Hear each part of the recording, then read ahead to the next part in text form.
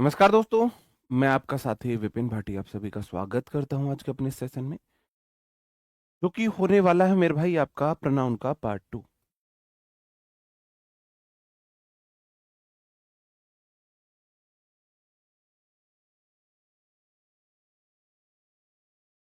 और आज हमारा प्रोनाउन का पार्ट 2 है। कल हमने प्रोनाउन को बिल्कुल बेसिक से पढ़ा था, बिल्कुल बेसिक से, है ना। जिसमें मैंने आपको प्रोनाउन क्या है, पर्सनल प्रोनाउन के 4 केसेस मैंने आपको बताया, उनका यूज मैंने बताया कि भाई उनको किस तरीके से हम यूज करते हैं। आज हमारा पार्ट 2 है। आज हम चीजों को, जो मैंने कल चीजें बताई, उन्हीं को पढ़ते रहेंगे। आ, बुक्स में उनको रूल का नाम दे दिया जाता है, ऐसा कोई वो रूल नहीं है। जो कल की चीजें हैं उन्हें ही इंप्लीमेंट करना सीखेंगे। अलग से ऐसा कोई स्पेशल रूल नहीं है कि नहीं जी ये स्पेशल रूल यहाँ पे हो गए हैं। एक थम अप ये कंफर्म करने के लिए कि ऑडियो विजुअल सब ठीक है, तो मैं अपना सेशन शुरू कर देता हूँ मेरे भाई। बताओ जी। Good morning, good morning, all good. जो मैंने नाउन बताई है सिर्फ वही आपको करनी है और नहीं करनी है। बताओ। चलो, देखो इसलिए मैं आपसे बोल रहा था, अभी जब तक आप सब्जेक्ट वर्ब एग्रीमेंट नहीं पढ़ लेते हैं तब तक आपको पीवाईक्यू क्वेश्चन नहीं ट्राई करने हैं, क्योंकि नाउन के बहुत सारे रूल मैं सब्जेक्ट वर्ब एग्रीमेंट में पढ़ाऊंगा, या प्रोनाउन के बहुत सारे रूल भी मैं सब्जेक्ट वर्ब एग्रीमेंट में पढ़ाऊंगा। ठीक है, चलो। रूल है हमारा, वर्ब के बाद प्रोनाउन का कौन सा केस आता है, आप मुझे बताओ। वर्ब के बाद प्रोनाउन का कौन सा केस आता है? आप बोलोगे जो वर्ब के बाद प्रोनाउन का ऑब्जेक्टिव केस आता है। मैंने बोला लेट एक वर्ब है, वर्ब या प्रेपोजिशन के बाद प्रोनाउन का ऑब्जेक्टिव केस आता है। बताओ। बहुत बढ़िया, क्विज में 10 में से 10 आए।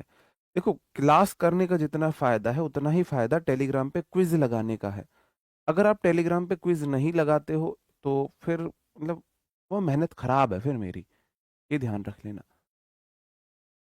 वर्ब के बाद ऑब्जेक्टिव केस है और प्रेपोजिशन के बाद भी ऑब्जेक्टिव केस है, तो बस अब देखना जादू क्या है। रूल नहीं है ये, वर्ब्स तो वर्ब ही है।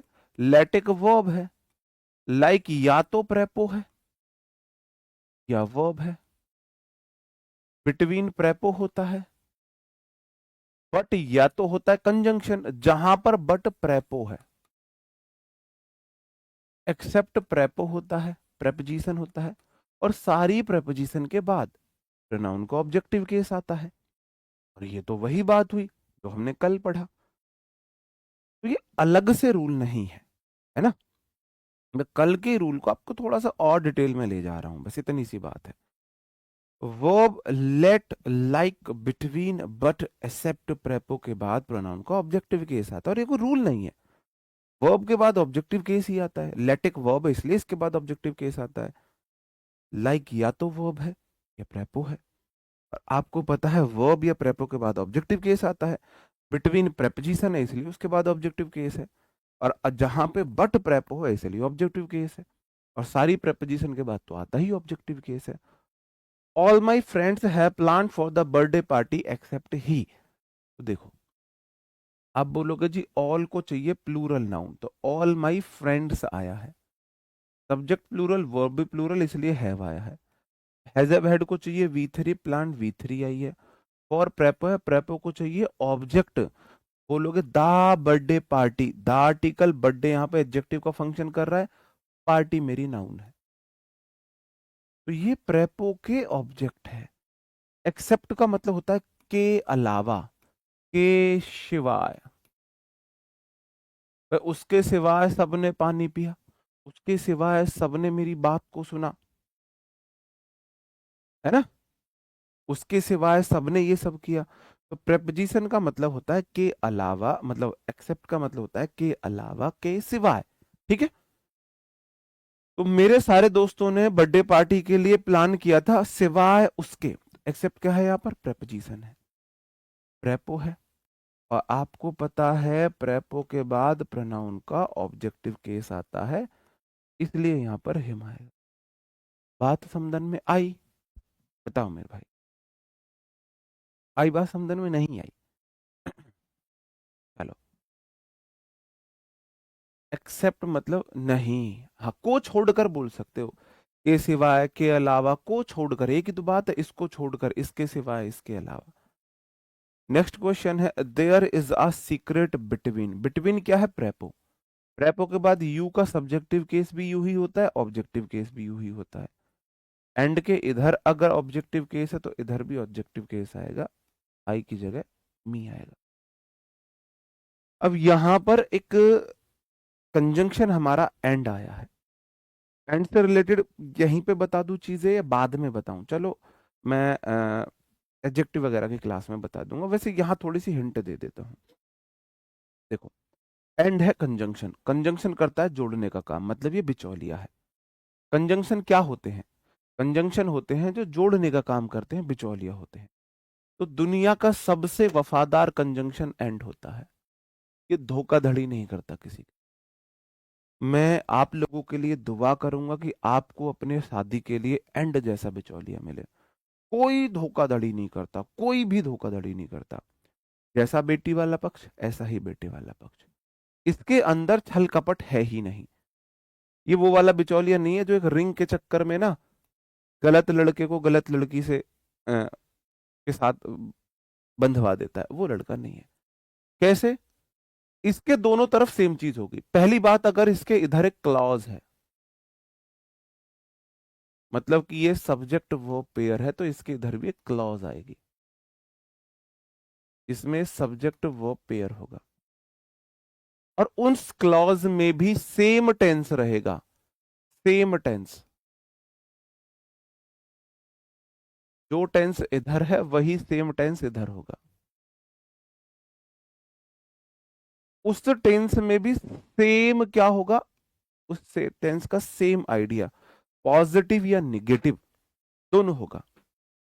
ठीक है, दोनों होगा। अगर इधर उसमें पॉजिटिव मीनिंग है, इधर भी पॉजिटिव मीनिंग होगा। अगर इधर निगेटिव मीनिंग है तो इधर भी निगेटिव मीनिंग होगा। ये तो हो गई कंजंक्शन वाली बात, अगर दो क्लॉज को जोड़ रहा है। ठीक है, अगर एंड दो क्लॉज को नहीं जोड़ता है, तो अगर ये जोड़ता है वर्ब्स को, ठीक है, तो मेरे भाई अगर इधर V1 तो इधर भी V1, इधर V2 इधर भी V2, इधर V3 इधर भी V3, इधर V4 इधर भी V4, अगर इधर V5 तो इधर भी V5, दोनों तरफ सेम चीजों को जोड़ेगा, है ना? कोई छल कपट नहीं करता है। एंड के इधर अगर ऑब्जेक्ट है, इधर भी ऑब्जेक्ट आएगा। एंड के इधर, एंड अभी तो क्या भी जोड़ सकता है, एडजेक्टिव जोड़ेगा। एडजेक्टिव की 3 डिग्री होती हैं, positive, comparative, superlative. Same degree होंगी, इधर जो डिग्री होगी सेम डिग्री होगी, सेम डिग्री ही इधर होगी। मतलब एंड के दोनों तरफ सेम चीजें होंगी। कहने का मतलब आपको ये सब चीजें नहीं रटनी है। एंड हमेशा अपनी तरफ दोनों सेम चीजें रखता है। कैसे? दुनिया का सबसे वफादार है भाई ये। एंड के इधर ऑब्जेक्टिव केस है तो इधर भी ऑब्जेक्टिव केस है। कहने का मतलब इतना है। ठीक है, बताओ भाई, अंडरस्टूड? चीजें क्लियर है? आगे बढ़े, बताओ। Okay, nobody but they knew the truth. अब यहां पे नो बडी बट के बाद दे नहीं आएगा, देम आएगा। नो बडी बट, यहां पर बट क्या है? यहां पर बट प्रेपोजिशन है। क्या है? प्रेपोजिशन है। भाई निक की जितना निगेटिव हो सकता है हो लो। सुबह सुबह आप अपने अंदर इतने निगेटिव थॉट लेके आ रहे हो, तो कैसा आपका पूरा दिन रहेगा? कैसा पूरा दिन रहेगा? ठीक है, चलो आगे क्वेश्चन देखो। Let see go to the market. मैंने बोला लेट क्या है? लेट वर्ब है। लेट वर्ब है, वर्ब के बाद प्रोनाउन का ऑब्जेक्टिव केस आता है, तो सी नहीं आएगा, हर आएगा। अरे मैं क्यों बता रहा हूं, इन्हें आप बताओगे। अब एक तो मैंने बता दिया, 2 3 4 इनके आंसर आप करोगे, इनके आंसर आप करोगे। यू ही सब्जेक्टिव केस होता है, यू ही ऑब्जेक्टिव केस होता है। देखो, सब्जेक्टिव केस है आई, ऑब्जेक्टिव केस है मी, एडजेक्टिव केस है माई, और पजेसिव प्रोनाउन है माइन।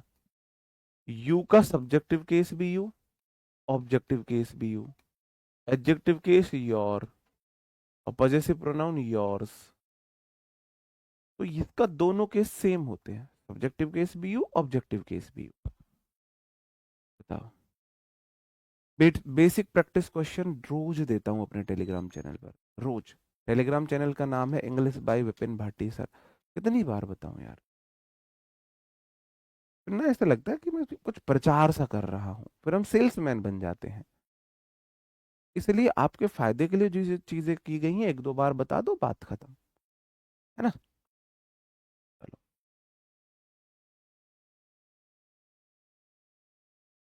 हाँ, बट के बाद सब्जेक्टिव केस हो सकता है, वो भी मैं आपको समझाऊं, वो भी मैं बताऊंगा आपको, टेंशन मत लो। आप बोलोगे वी सब्जेक्ट है, आर वर्ब है, is am are was verb के बाद वी वन तो नहीं आती है। ये तो वी आर गोइंग होगा या वी आर गॉन आएगा। We are going to celebrate, celebrate करने हम ही जा रहे हैं, हम ही जा रहे हैं, ठीक है। तो we are going to celebrate, to celebrate, celebrate क्या है, टू के बाद वी वन आती है, और वर्ब के बाद की नाउन उसका ऑब्जेक्ट है। ऐसे चीजों को जोड़ना सीखो। टू के बाद सेलिब्रेट वर्ब है, सेलिब्रेटेड होता है, वर्ब है, और वर्ब के बाद नाउन उसका ऑब्जेक्ट है, विद प्रेपोजिशन है। अब प्रेपो के बाद नाउन उसका ऑब्जेक्ट है। प्रेपो के बाद नाउन क्या होता है, प्रेपो के बाद नाउन प्रेपो का ऑब्जेक्ट होता है। अगर एंड के इधर ऑब्जेक्ट है तो क्या है, मानू मैं भी नाउन, आएगा इधर भी ऑब्जेक्ट ही। तो ये कोई रूल नहीं है, ये कोई रूल नहीं है। बेसिकली ये पूरा कंप्लीट ऑब्जेक्ट है इस प्रेपोजिशन का, इस प्रेपो का ये कंप्लीट ऑब्जेक्ट है, इसलिए ऐसा होता है, अलग से कोई रूल नहीं है। ही प्रोबेबली वॉन्ट, वॉन्ट मतलब है will not, will shell, model के बाद हमेशा क्या आता है, बनो तुम अंग्रेज, जितना अंग्रेज तुमसे बना जाए बन लो। मॉडल के बाद हमेशा वी वन आता है, तो केम नहीं आएगा, कम आएगा। एट ऑल बिटवीन प्रेपो है, you objective case subjective case same होता है, प्रेपो को चाहिए ऑब्जेक्ट।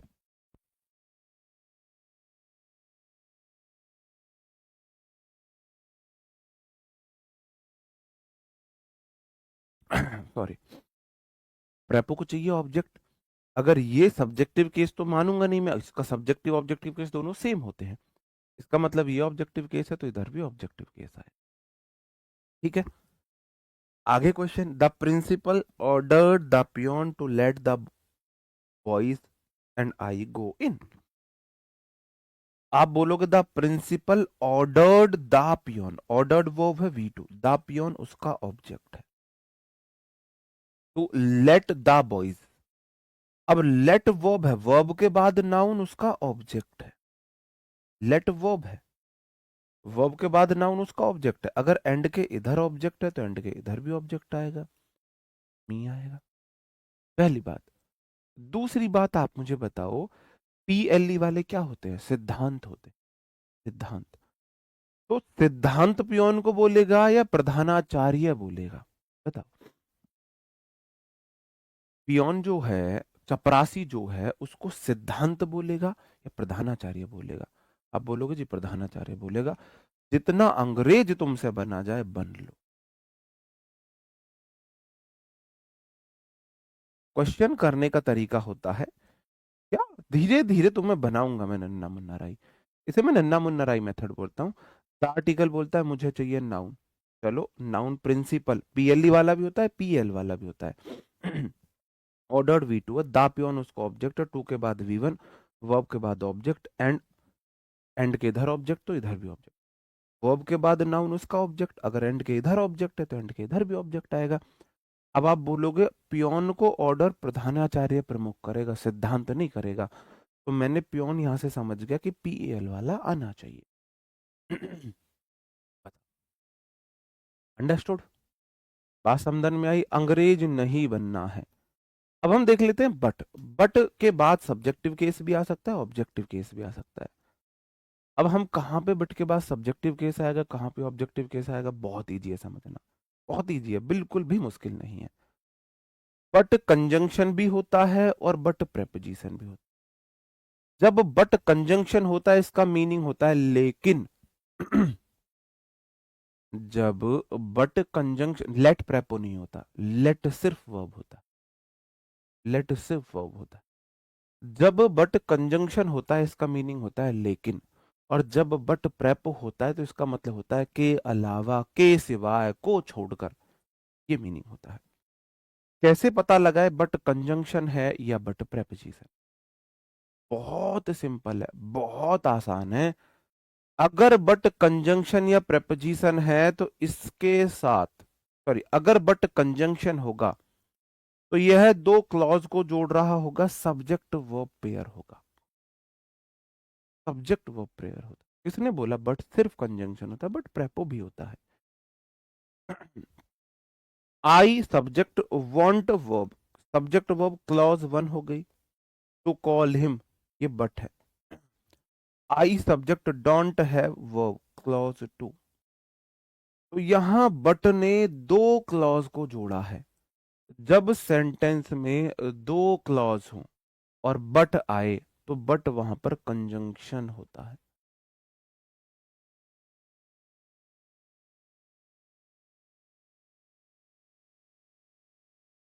बताओ मेरे भाई, कोई दिक्कत? यहां पर बट, नन बट, बस इतना याद रख लो। बट प्रेपोजिशन कहां होता है? जब भी बट प्रेपो होगा, बट से पहले सिर्फ और सिर्फ कोई नाउन प्रोनाउन आएगी, सिर्फ कोई नाउन प्रोनाउन होगी, सिर्फ और सिर्फ कोई नाउन प्रोनाउन होगी। अब बट से पहले सिर्फ एक प्रोनाउन है, इसका मतलब यहां वाला बट प्रेपो है। बताओ, मुश्किल है क्या पहचानना? अगर बट से पहले सिर्फ कोई नाउन प्रोनाउन है तो बट प्रेपोजिशन है, अगर तो क्लॉज को जोड़ रहा है तो कंजंक्शन है। दोनों चीजें मत देखो, इतना देख लो, बट से पहले सिर्फ नाउन प्रोनाउन, बट प्रेपोजिशन है, नहीं तो बट कंजंक्शन है, नहीं तो बट कंजंक्शन है। बताओ। ये फैशन है, अब ये करली हेयर का फैशन चल रहा है, तो हमने, यहाँ हमने यार पैसे वैसे खर्च किए हैं इतने, और आप ऐसे बोल रहे हो। ऐसे बाल कराने के लिए हमने पैसे खर्च कर दिए हैं। अरे यार, तुमने तो हमारे पैसे मिट्टी में मिलवा दिए इसका मतलब। चलो, आपको सिर्फ पहचानना है कि बट कहाँ पे प्रेपो है, कहाँ पे कंजंक्शन है। प्रेपो जो है, मैं प्रेपोजिशन को शॉर्ट में प्रेपो बोल देता हूं। बताओ, वो ट्री आएगा, ट्रीज आएगा, वो सब्जेक्ट वर्ब एग्रीमेंट में मैं पढ़ाऊंगा।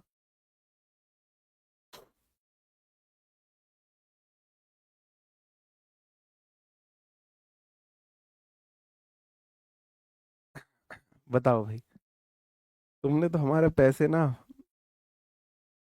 बर्बाद करा दिए इसका मतलब।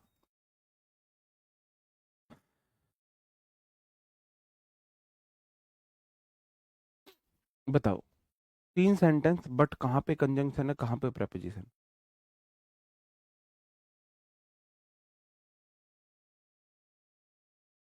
नॉट एडवर्ब होता है। ये सब चीजें आप धीरे धीरे सीखोगे, सब जब एडवर्ब आएगा तो तब आपको पता लगेगा, अच्छा नॉट एडवर्ब हुआ है, जब पता लगेगा तुम्हें। ठीक है।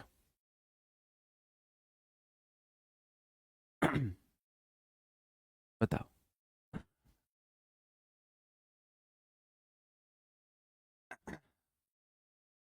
आप बोलोगे she is subject verb clause one,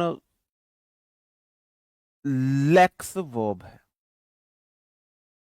इतना देखना था, अगर बट से पहले सब्जेक्ट वर्ब आ गया क्लॉज, इसका मतलब बट यहां पर कंजंक्शन है, और जब भी ये कंजंक्शन होगा तो दो क्लॉज को जोड़ेगा। तो अब यहां पर वर्ब नहीं, ऑब्जेक्टिव केस नहीं आएगा, सब्जेक्टिव केस आएगा, अब सी आएगा। चीज को समझना बहुत आराम से, कैसे? आपको पता लगा बट से पहले सिर्फ नाउन नहीं है, वो भी है, इसका मतलब बट कंजंक्शन है। जब बट कंजंक्शन होगा दो क्लॉज को जोड़ेगा, मतलब दो सब्जेक्ट वर्ब पेयर होंगे। एक सब्जेक्ट वर्ब पेयर, यहां ऑब्जेक्ट वर्ब पेयर नहीं आएगा, सब्जेक्ट वर्ब पेयर आएगा। क्या आएगा? सब्जेक्ट वर्ब पेयर आएगा। ठीक है। He worked, subject verb clause one, इसका मतलब ये वाला जो बट है वो कंजंक्शन है। तो अब ये क्लॉज को जोड़ेगा, क्लॉज सब्जेक्ट वर्ब पेयर होती है, ये वर्ब है V2, तो वर्ब से पहले सब्जेक्ट आएगा, यहां पर ही आएगा। He worked very hard but he failed the test, उसने मेहनत तो बहुत करी थी लेकिन वो टेस्ट में फेल हो गया। एवरीवन बट से पहले सिर्फ प्रोनाउन है, इसका मतलब ये वाला बट प्रेपो है, और अगर प्रेपो है तो ऑब्जेक्ट लेगा। बट कंजंक्शन है तो सब्जेक्ट आएगा, सब्जेक्टिव केस आएगा, और प्रेपो है तो ऑब्जेक्टिव केस आएगा। ठीक है। चलो अब हम अपने नेक्स्ट रूल पर बढ़ते हैं। अब मैं यूज ऑफ इट आपको बता देता हूं थोड़ा सा, भाई इट का इस्तेमाल, क्योंकि फिर मैं आपको इट और दिस दोनों के इस्तेमाल में अंतर समझाऊंगा। यूज ऑफ इट, इट का प्रयोग जानवर के लिए होता है, मैंने आपको बताया। निर्जीव वस्तुओं के लिए होता है, शिशु या देश के लिए होता है, नवजात शिशु के लिए होता है। और इट का प्लूरल दे होता है, इट का प्लूरल दे होता है। ठीक है, कोई बात नहीं, प्री क्लियर हुआ है जायसवाल जी, इस बार मेंस भी होगा। ठीक है। America is a developed country. अब बताओ दिस आएगा इट आएगा, आ सुपर पावर, तो दिस आएगा इट आएगा। आप बोलोगे जी अब सुपर पावर कौन है? अमेरिका। मैंने बोला देश के लिए हम इट का यूज करते हैं, दिस नहीं है। मैं अभी आपको दिस और इट में अंतर समझा रहा हूं, कहां पे दिस का इस्तेमाल होता है, कहां पे इट का। ठीक है। नवजात शिशु, जानवरों के लिए, देश, कंट्री, इन सब के लिए इट का इस्तेमाल होता है। Sri Lanka and Pakistan are developing countries, they are facing internal terrorism. तो श्रीलंका और पाकिस्तान जो है डेवलपिंग कंट्रीज हैं। अब दे का मतलब क्या है? दे का मतलब है पाकिस्तान और श्रीलंका। ठीक है। इट का प्लूरल दे होता है, तो मैंने आपको कल की क्लास में भी बताया था। I have a pet dog, I have a pet dog. Barks at strangers, strangers पर कौन भौंकता है? मेरा पेट डॉग भौंकता है। अब मैंने बोला जानवर के लिए मैं इट का इस्तेमाल करता हूं, न्यूबॉर्न बेबीज के लिए भी इट का इस्तेमाल होता है। अंडरस्टूड? बताओ।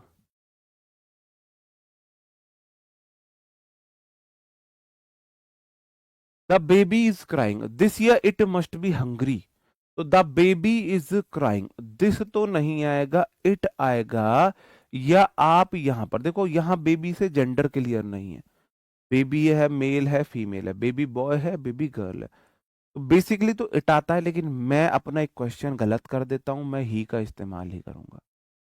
मैं नवजात शिशु, तो जो सबसे सुंदर रूप है प्रकृति का, है ना, जिसके अंदर कोई 1% भी, 0.1% भी पाप जिसके अंदर ना हो, मानवता की सच्ची मूर्ति नवजात शिशु होता है, उसके अंदर कोई पाप द्वेष नहीं होता है, और उसको आप निर्जीव बता रहे हो। तो मेरा क्वेश्चन गलत होता हो जाओ, मैं इसके लिए ही का इस्तेमाल करता हूं। मैं ये ठान के गया था अगर नवजात शिशु के लिए क्वेश्चन आया तो मैं इट का इस्तेमाल नहीं करूंगा, मैं ही का इस्तेमाल करूंगा। लेकिन क्वेश्चन आया नहीं मेरे लिए, तो मैं जानते हुए गलत करता इस क्वेश्चन को। मतलब ये मेरी खुद की थिंकिंग थी कि मैं जानते हुए इस क्वेश्चन को गलत करूंगा, है ना, मेरी खुद की थिंकिंग थी। इट का इस्तेमाल होता है लेकिन मैं बोलता हूं भाई मैं तो ही का करूंगा। ठीक है। Okay. These books are very heavy, तो बताओ दे आएगा, दीज आएगा, बिलोंग टू माई ब्रदर। आप बोलोगे जी these books are very heavy, they belongs to my brother, these नहीं आए। ठीक है। ओके। बाकी इट का जो प्रयोग होता है वो time, day, weather, temperature, distance या अन्य प्राकृतिक घटनाओं को बताने के लिए होता है। जैसे it is raining, it is winter, it is March, it is morning, it is 6 o'clock, it is Monday. ऐसे हम समय और इन सब चीजों को बताने के लिए भी इसका इस्तेमाल करते हैं, इट का इस्तेमाल करते हैं। बताओ। ओके। हाँ, इंग्लिश बहुत कंट्रोवर्शियल लैंग्वेज, ये अभी आप नहीं समझोगे। ये रूल मुझे समझाना था, मैं यहाँ आना चाह रहा था इट का इस्तेमाल समझा के आपको। जेरेंड वाला रूल अभी आप नहीं समझोगे, जब आप वर्ब एडवांस पढ़ोगे तब समझोगे। इट का प्रयोग सेंटेंस में सब्जेक्ट पर जोर डालने के लिए होता है, सब्जेक्ट के रूप में नाउन या प्रोनाउन को एम्फेसाइज करने के लिए होता है, जोर डालने के लिए होता है। जैसे मैंने बोला it was he who made this mistake, it was he मैंने बोला, ये वह था जिसने गलती करी है। तो मैंने इस ही पर, देखो ये कोई व्यक्ति है, इसने कुछ गलती करी है, अब मुझे सबको नोटिस करा रहा है इसने करी है गलती, इसने। अब यहां पर इंपॉर्टेंट ये नहीं है गलती क्या हुई है, इंपॉर्टेंट है करी किसने है। तो मैं जो डाला ये, यही है वो जिसने गलती करी है, ये था जिसने गलती करी। इट वॉज ही का मतलब है वो ये था जिसने गलती करी है। तो जब आप किसी नाउन प्रोनाउन पर एम्फेसाइज कर रहे होते हैं तब आप इट का इस्तेमाल करते हो। प्रेजेंट में इट इज और पास्ट में इट वॉज का इस्तेमाल करते हैं। अंडरस्टूड? क्लियर है? चलो, तो यहीं से हमारा अब थोड़ा सा दिस और इट में आप अंतर समझ लीजिए, difference between it and this. यहां से थोड़ा सा दिस और इट में अंतर समझने की कोशिश करेंगे। दिस का प्रयोग किसी व्यक्ति, वस्तु या की पहचान या परिचय या समीपता बताने के लिए होता है। यह तो किसी व्यक्ति, वस्तु या स्थान के आप क्या करा रहे हो, उसके पहचान करा रहे हो, परिचय दे रहे हो, एक ही बात है। या तो पहचान करा रहे हो, परिचय दे रहे हो। पूजा राज गुड़िया, अच्छा क्वेश्चन आपका, आऊंगा मैं वहां। अभी थोड़ा सा यहाँ दिस इट में अंतर बता दूं, वापस वही रूल बताने के लिए तो मैंने इट का यूज बताया था। बिल्कुल अच्छा क्वेश्चन आपका, थोड़ी सी देर वेट कीजिए, मैं उसको बताऊंगा अभी। यह समीपता बतानी हो, दिस दैट, दैट का प्रयोग भी पहचान परिचय बताने के लिए होता है, लेकिन थोड़ा दूरी बताने के लिए होता है। भाई फोन देना अपना।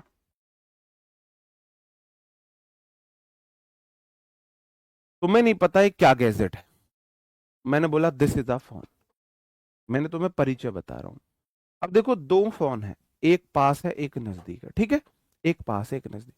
ये वाला फोन पास है मेरे, देखो मेरे पास है, तो मैंने बोला दिस फोन, क्या बोलूंगा, दिस फोन। ये वाला दूर है, मैं बोलूंगा दैट फोन, दैट फोन। जब हम, अब देखो, अब ये दोनों है, अब मैं दिस दैट नहीं कर सकता, अब इनमें थोड़ा सा भी अंतर आ गया तो मैं बोलूंगा दिस फोन, ये पास है, दिस फोन, अब मैं बोलूंगा दैट फोन। तो दिस दैट में सिर्फ इतना सा अंतर है, दिस बताता है डिस्टेंस कम है और दैट बताता है ज्यादा है। बता, ठीक है। दिस समीपता को बताता है, दैट दूरी को बताता है, चीजें एक हो, अगर एक से ज्यादा हो, दिस फिंगर, दैट फिंगर। अगर एक से ज्यादा चीजें हैं, दीज फिंगर्स, दोज फिंगर्स। एक से ज्यादा चीजें हों तो सिंगुलर के लिए, नजदीक के लिए दीज आता है और दूरी के लिए दोज आता है, आपको प्रोनाउन में भी पढ़ाऊंगा, ठीक है। चलो, दिस इज अ बुक, मैं परिचय दिखा रहा हूं, ये बुक है, दिस इज अ पेन, जब मैं परिचय देता हूं उस सेंस में आता है। इट का प्रयोग आपका डिस्टेंस और ये सब बताने के लिए हो जाता है।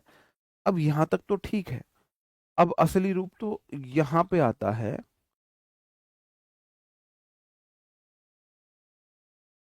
हाँ, हाँ, चलो ये भी साथ के साथ देख लो। जो दिस दैट दीज दोज होते हैं वो डेमोन्स्ट्रेटिव प्रोनाउन भी हो सकते हैं, एडजेक्टिव भी हो सकते हैं।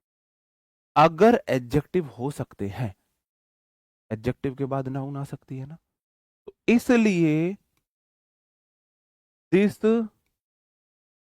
दैट दीज दोज जब डेमोन्स्ट्रेटिव एडजेक्टिव हो तो उनके बाद नाउन आ सकती, इट प्लस नाउन नहीं आ सकती, क्योंकि इट सिर्फ और सिर्फ प्रोनाउन होता है, इट सिर्फ और सिर्फ प्रोनाउन होता है। तो इट बुक इज माइन गलत हो जाएगा, this it is my book होगा।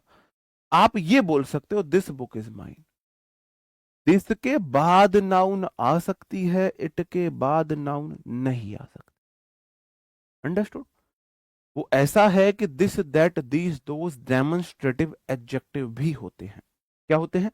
डेमोन्स्ट्रेटिव एडजेक्टिव होते हैं। तो एडजेक्टिव है तो अपने बाद नाउन ले सकते हैं, एडजेक्टिव है ये नाउन है। इट सिर्फ प्रोनाउन होता है।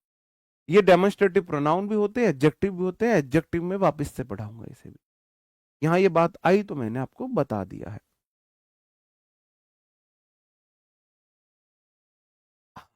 ये है, ये रूल मुझे पढ़ाना था, क्वेश्चन यहां से आता है। इट का मैंने यूज आपको इसलिए बताया जिससे कि मैं आपको ये रूल बता सकूं। और अब आपका वो डाउट क्लियर हो जाएगा। अभी एक गुड़िया ने पूछा था कि वर्ब के बाद ऑब्जेक्टिव केस क्यों नहीं आया। ऑब्जेक्ट किस किस के होते हैं? ऑब्जेक्ट होते हैं या तो होते हैं प्रेपो के या होते हैं वर्ब के। और वर्ब भी जब कोई वर्ब हो, मेन वर्ब, है ना, मेन वर्ब के ऑब्जेक्ट होते हैं। अगर मेरी वर्ब है लिंकिंग वर्ब, लिंकिंग वर्ब मेरी होती है is am are was were be been being. Is am are was were be been being, ये मेरी लिंकिंग वर्ब भी का भी काम करती है। अगर इनके बाद मेन वर्ब नहीं आती है तो इनके बाद प्रोनाउन का सब्जेक्टिव केस आता है। इटके बाद लिंकिंग वर्ब आए तो सब्जेक्टिव केस की प्रोनाउन आएगी। और ये कोई रूल नहीं है, मैं समझाता हूं आपको ऐसा क्यों होता है। इट वॉज हर नहीं होगा, इट वॉज सी होगा। इट वॉज मी नहीं होगा, इट वॉज आई होगा। इट वॉज अस नहीं होगा, इट वॉज वी होगा।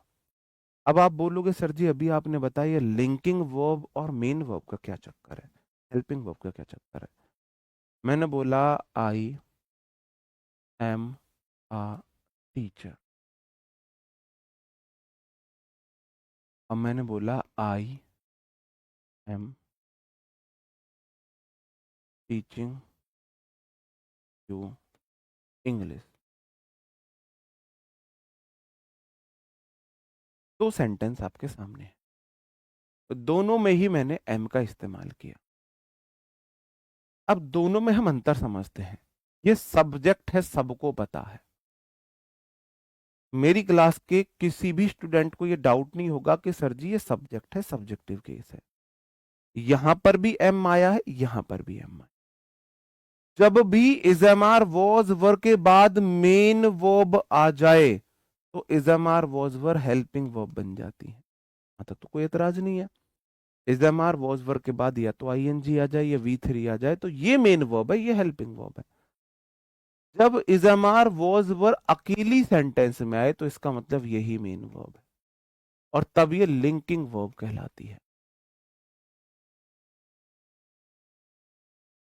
कहने का मतलब है अगर इज, नीचे लिखता हूं, अगर is am are was were के बाद या तो आती है V3 या आती है आईएनजी, तो ये वाले जो is am are was were है, ये is am are was were जो है ये है helping verb.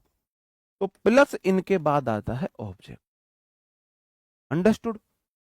Is am are was were helping verb, ये कोई सी एक मेन वर्ब प्लस ऑब्जेक्ट आएगा।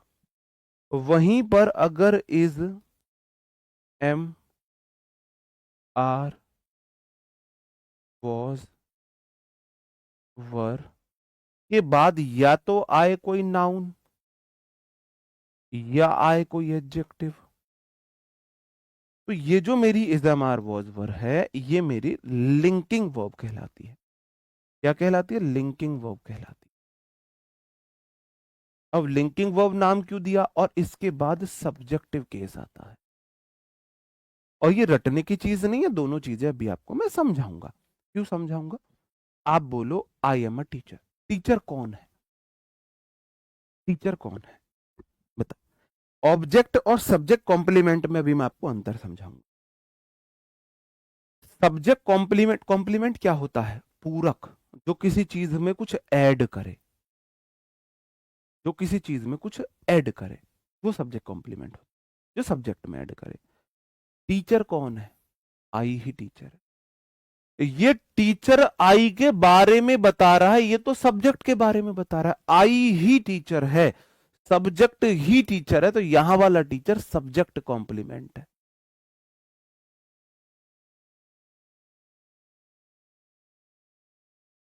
और चूंकि सब्जेक्ट कॉम्प्लीमेंट है इसलिए सब्जेक्टिव केस आता है। नाउन है तो सीधा सीधा सब्जेक्ट कॉम्प्लीमेंट आया, सब्जेक्टिव केस आया।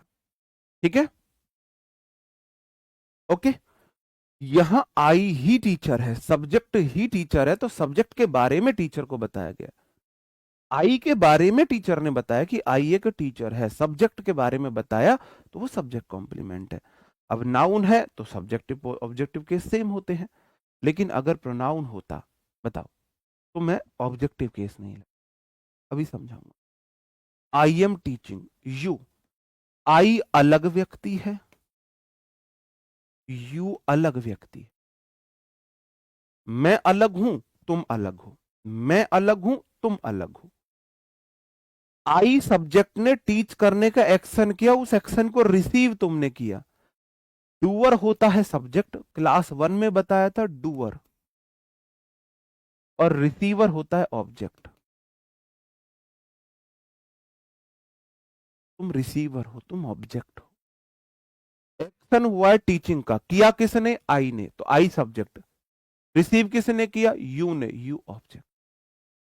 तो इजेमार वॉजवर के बाद या तो सब्जेक्ट कॉम्प्लीमेंट आता है या ऑब्जेक्ट आता है। अब ये रटने की जरूरत नहीं है, बहुत आसान है, पहचानने की जरूरत भी नहीं है। अगर मेन वर्ब आएगी तो ऑब्जेक्टिव केस आएगा, ऑब्जेक्टिव केस। और अगर इजमार वॉजवर के बाद आईएनजी या वी3 आ जाए, अगर आईएनजी वी3 नहीं है, इजमार वॉजवर के तुरंत बाद सब्जेक्टिव केस आता है, तुरंत बाद।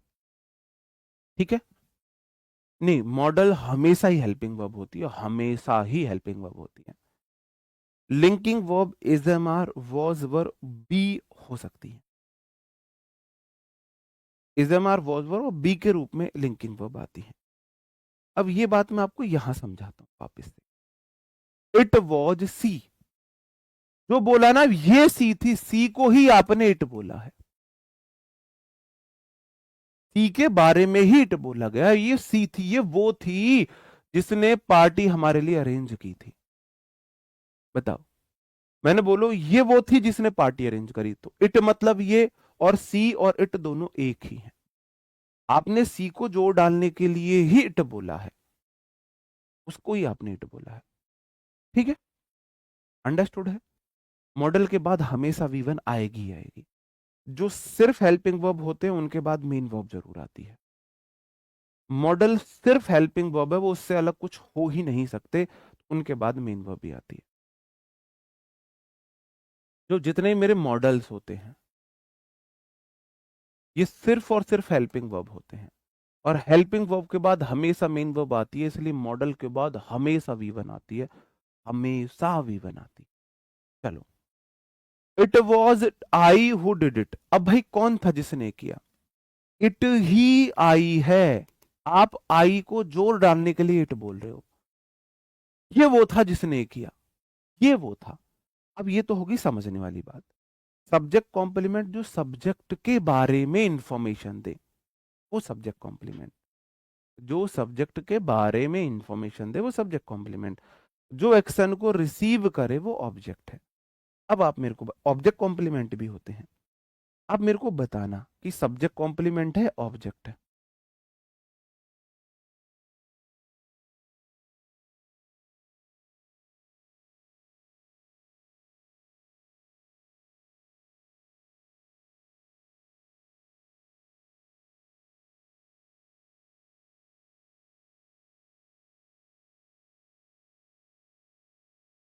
सी हेल्प्ड मी और सी इज माई फ्रेंड। बताओ क्या होगा? इंग्लिश अनंत है, किसने बोला इंग्लिश अनंत है? इंग्लिश बहुत, हिंदी से कम रूल इंग्लिश में है, हिंदी से आसान इंग्लिश है। इंग्लिश हिंदी से आसान है। अगर मैंने हिंदी भी पढ़ी है, मैंने हिंदी वाले एग्जाम भी दिए, तो मैंने मजबूरी में हिंदी भी पढ़ी है, तो मैं इस कॉन्फिडेंस के साथ बता रहा हूं इंग्लिश हिंदी से आसान हो, इंग्लिश हिंदी से आसान होती, क्योंकि मैंने दोनों सब्जेक्ट पढ़े हैं। ठीक है, कोई बात नहीं, लिंकिंग वर्ब भी समझ में आएगा, समझना बहुत आसान है। Is am are was verb के बाद क्या आपको V3 दिखी, क्या आपको VING दिखी? आप बोलो जी नहीं दिखी, इसका मतलब ये लिंकिंग वर्ब है। अब बताओ इससे आसान क्या होगा? Is am are was verb के बाद मेन वर्ब की थर्ड फॉर्म है ING है, नहीं है, इसका मतलब लिंकिंग वर्ब है, बस इतना आसान है। सी इज माई फ्रेंड, यहां पर ये सब्जेक्ट कॉम्प्लीमेंट है।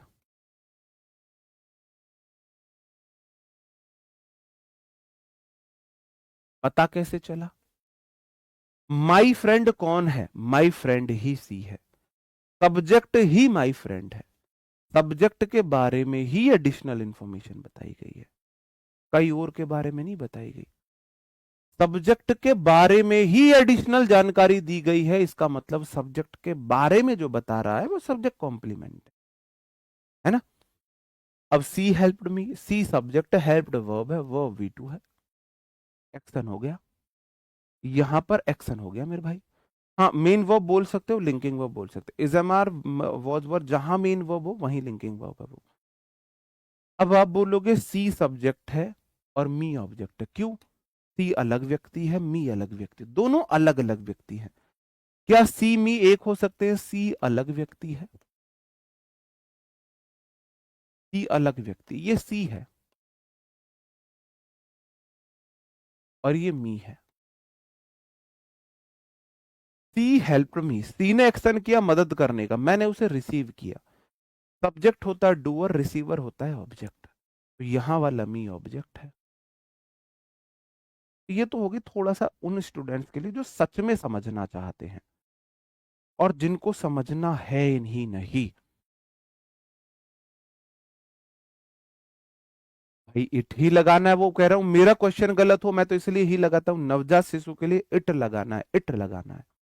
वो मैं अपनी फीलिंग बता रहा हूं यार कि मैं नहीं लगा सकता ही, और कितना स्पष्ट बताऊं, बहुत क्लियर बोलता हूं। मैंने बोला नवजात शिशु के लिए इट का इस्तेमाल करना है, अगर ही आया है तो गलत मत मानना, है ना। ऑप्शन में ही इट दोनों है तो इट को प्रायोरिटी देंगे, मैं नहीं दूंगा, वो मेरी पर्सनल चॉइस है, मेरी पर्सनल चॉइस है। बात तो समझ रहे हो? सब्जेक्ट ऑब्जेक्ट हमेशा अलग अलग होते हैं, एक व्यक्ति सब्जेक्ट ऑब्जेक्ट दोनों नहीं बन सकता। एक केस में बन सकता है, रिफ्लेक्सिव केस, वो मैं आपको बताऊंगा। सी सब्जेक्ट है, हेल्प्ड वर्ब है, मी ऑब्जेक्ट है, यहां सी और मी अलग अलग है। She is my friend, she is my friend, तो सी ही मेरा फ्रेंड है, ये सब्जेक्ट कॉम्प्लीमेंट है। ठीक है, तो यही चीजें यहां हो रही थी। इट वॉज वी, वो हम थे जो अरेंजमेंट्स करने के लिए जिम्मेदार थे, वो हम थे, वो हम थे। अब कहने का मतलब इतना आसान है, is am are was were plus subjective case है, is am are was were के तुरंत बाद सब्जेक्टिव केस आता है, इतना आसान है। ठीक है, चलो और आगे देख लेते हैं। ये भी सेम वही चीज है, इसी रूल से जुड़ा हुआ ये रूल है। अब बेसिकली ये कोई रूल नहीं है, ये रूल नहीं है, अगर आप देखोगे तो पहला वाला ही क्वेश्चन है, पहला वाला ही क्वेश्चन है कि यदि दो नॉमिनेटिव केस के तो बीच तुलना, नॉमिनेटिव केस मतलब subjective case, nominative case is nothing but the subjective case, दो नॉमिनेटिव केस के बीच तुलना हो तो दोनों तरफ सब्जेक्टिव केस आएगा। ठीक है, कहने का मतलब पहला वाला रूल है, बिल्कुल मत डाउट में आओ। आपने बोला he singular subject, is singular verb, is am are was verb के बाद क्या आया है? एडजेक्टिव आया है। क्या is am are was verb के बाद ING या V3 आई? नहीं आई। क्या आई? नहीं आई। तो तुलना हमेशा सेम केस में होगी, तो is am are was verb के बाद यहां भी सब्जेक्टिव केस आई है। ये तो हो गया पहले वाले रूल से मैंने इसे जोड़ दिया। तो मैंने पहले वाले रूल से जोड़ दिया, he is taller than I होगा, मी नहीं होगा। अब बेसिकली इसके आपको थोड़ा सा और दूसरे वे में समझ लो, तुलना हमेशा सेम केस में होती है। इसको रूल लिखो, रूल में लिखो बस, तुलना हमेशा सेम केस में होती है, सेम केस में होगी। ये मेरा पर्सनल रूल है, कि मैंने बनाया पर्सनल, कि मैं ऐसे बोलता हूं तुलना हमेशा सेम केस में होगी। अब ही है, देखो समझो, ये ही है, डॉलर देन से तुलना हुई, ये मी है। किस किस की तुलना हो रही है? ही की तुलना मी से हो रही है। ही क्या है? सब्जेक्टिव केस है। तो सब्जेक्टिव केस की तुलना सब्जेक्टिव केस से होगी, इसलिए आई है। सीधी बात है। सब्जेक्टिव केस की तुलना सब्जेक्टिव केस से होगी, ऑब्जेक्टिव केस की तुलना ऑब्जेक्टिव केस से होगी। जब भी दो प्रोनाउन के बीच तुलना हो, तो आप देखो तुलना हो किससे रही है, वो कौन सा केस है। अब जैसे he is as tall as me, वह भी उतना ही टॉल है जितना मी। अच्छा, उसकी मेरी हाइट की तुलना हो रही है, उसकी और मेरी हाइट की तुलना हो रही है। कैसे पता लगाओगे तुलना हो रही है? जब भी आपको देन दिख जाए, जब भी आपको एज एज दिख जाए, जब भी आपको सो एज दिख जाए, तो समझ जाना ये तुलना हो रही है, कंपैरिजन हो रहा है। जब भी आपको ये दिख जाए, समझ जाना कंपैरिजन हो रहा है। फिर से समझो, he is as tall as me, वह उतना ही टॉल है जितना मैं। जितनी या की हाइट उतनी मेरी हाइट, तुलना हुई है हाइट की मेरे भाई। अब मेरी तुलना हुई किससे है? ही से हुई है। ही सब्जेक्टिव केस है, इसका मतलब मेरा भी सब्जेक्टिव केस आई है। स्पोकन इंग्लिश में आप इसे मी बोल सकते हो, स्पोकन में ही इज टॉलर देन मी चल जाएगा। स्पोकन इंग्लिश का ग्रामर के रूल से कोई लेना देना नहीं होता है, आगे वाले को समझ आ जाना चाहिए। अब तुम बोलने लगो पाकिस्तानियों की इंग्लिश, तो वो स्पोकन इंग्लिश में नहीं चलेगा। स्पोकन इंग्लिश का मतलब है आगे वाले को समझ आ जाए बोलना क्या चाह रहे हो। वो ऐसी इंग्लिश बोलते हैं कि समझ भी नहीं आता है वो बोलना क्या चाह रहे हैं। तो पाकिस्तानियों की इंग्लिश को आप स्पोकन इंग्लिश मत बोलना, ठीक है।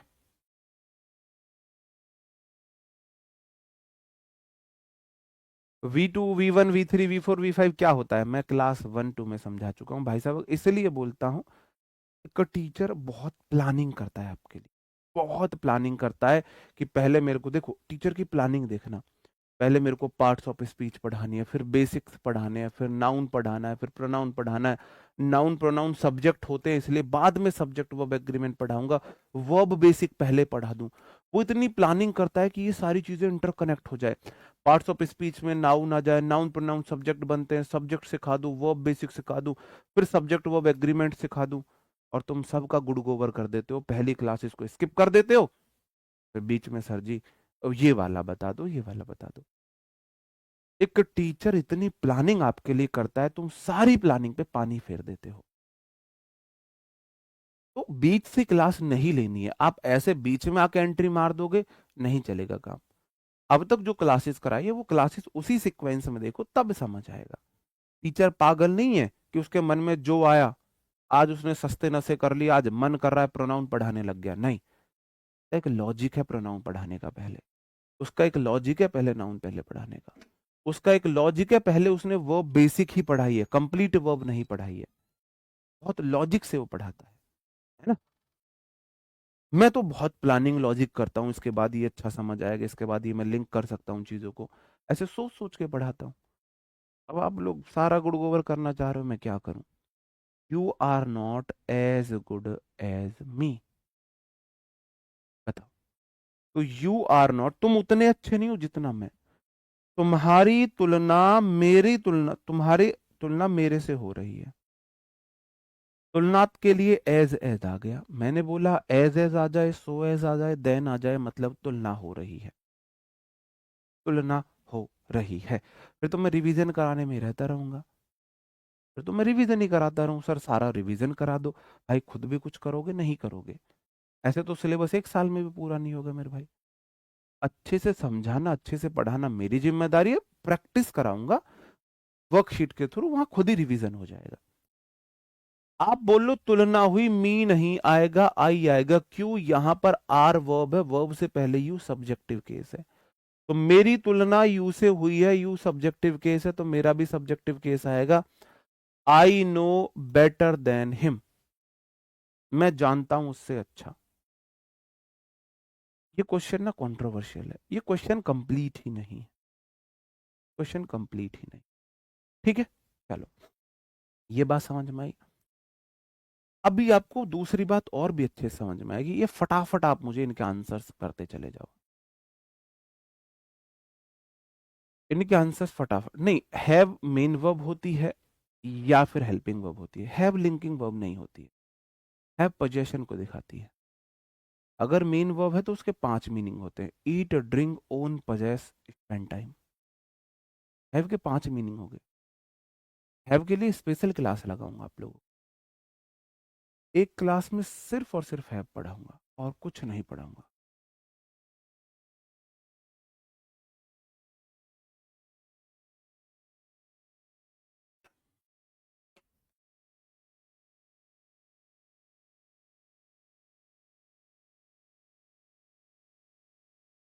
Is am are was verb के तुरंत बाद आएगा subjective case I. Is am are was verb के बाद सब्जेक्टिव केस आएगा बी।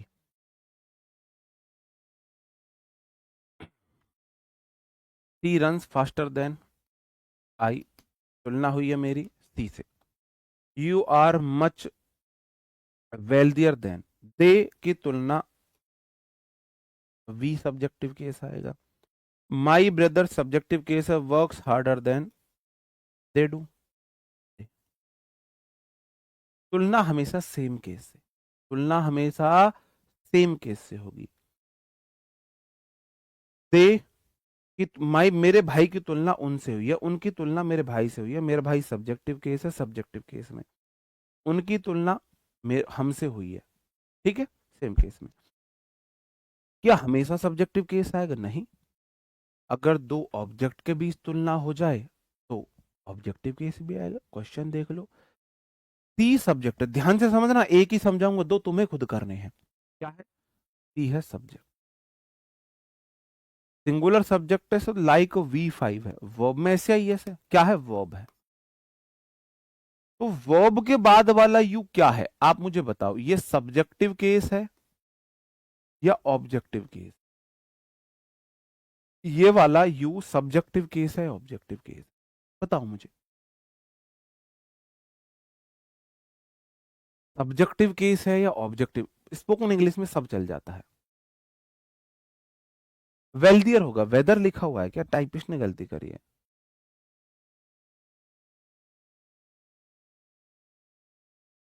वेल्दियर होगा। ठीक है, चलो बस मुझे ये बताओ, you subjective case objective case है? बहुत बढ़िया, ऑब्जेक्टिव केस।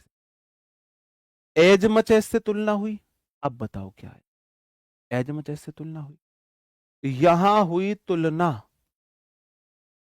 तुलना हमेशा सेम केस में, तो मी से पहले जो केस आया ऑब्जेक्टिव केस आया, मी भी ऑब्जेक्टिव केस है। बिल्कुल ठीक, बिल्कुल ठीक है। ये कौन बोला सब्जेक्टिव केस है? मैना राठौर जी। मैना जी, गुड़िया आपके लिए मेरे कुछ इंस्ट्रक्शंस है, डायरेक्शंस है, प्लीज। आपको कसम है खुद की, आपके सबसे लाइफ के सबसे प्यारे इंसान की आपको कसम है, मीना जी, मैना, MAINA, मैना राठौर जी, आपको अपना हाथ ऐसे ढीला करना है। मैं ये सेवा आपको दे देता अगर आप ऑफलाइन पढ़ते, तो आपको ऐसे हाथ करना है और ऐसे खुद को मारना है। तेज इतना होना चाहिए कि आपके आसपास जो कोई व्यक्ति बैठा हो उसे पता लग जाना चाहिए कि आपने खुद को सेलेक्ट किया है। आपको अपनी लाइफ के सबसे प्यारे इंसान की कसम है अगर आप ऐसा नहीं करते हो। ऑफलाइन होता मैं कर लेता है काम। ऐसे हाथ लूज करना है, सीधा वाला हाथ, और ऐसे मारना है ना खुद को कि बराबर में जो कोई बैठा हो उसे आवाज जानी चाहिए इस बात की, उसे आवाज जानी चाहिए कि हाँ आपने खुद को स्लैप किया। और अभी मेरे को मैसेज करके बताओ हाँ खुद को आपने स्लैप किया है नहीं किया है। तो यू यहाँ सब्जेक्टिव केस है, वर्ब के बाद हमेशा ऑब्जेक्ट आता है तो यू ऑब्जेक्टिव केस है। और तुलना हुई है वह पसंद करती है उसने, देखो ये सी है, ये सी है, ये यू है और ये मैं हूं। वह जितना तुम्हें पसंद करती उतना मुझे पसंद करती, तुलना हम दोनों में हुई है, यू और आई में तुलना हुई है। इसने तुलना जरूर करी है, तुलना हम दोनों में करी है, किस किस में करी है, तुलना करी है यू में और आई में, यू और आई में, है ना, यू और आई में तुलना हुई है। तुलना हमेशा सेम केस में होगी, सेम केस में होगी। तो मेरे भाई आपको देखना है पहला वाला केस कौन सा है, यू। अब देखो वर्ब के बाद ऑब्जेक्टिव केस आएगा, दुनिया की कोई ताकत नहीं हटा सकती, ऑब्जेक्टिव केस है, ऑब्जेक्टिव केस की तुलना ऑब्जेक्टिव केस में। अंडरस्टूड? बताओ।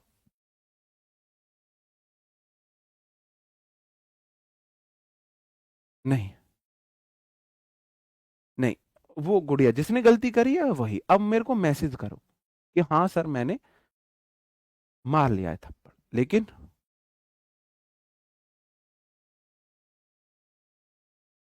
अब देखो अब मैसेज नहीं आ रहा, वैसे तो बहुत मैसेज, अब नहीं मैसेज आएगा। ये है लोगों का आज, ये लोगों का जो नजरिया है वो ये है। लोग आजकल इतने सामाजिक हैं कि टीचर से पनिशमेंट होने में भी इन्हें शर्म आ रही है।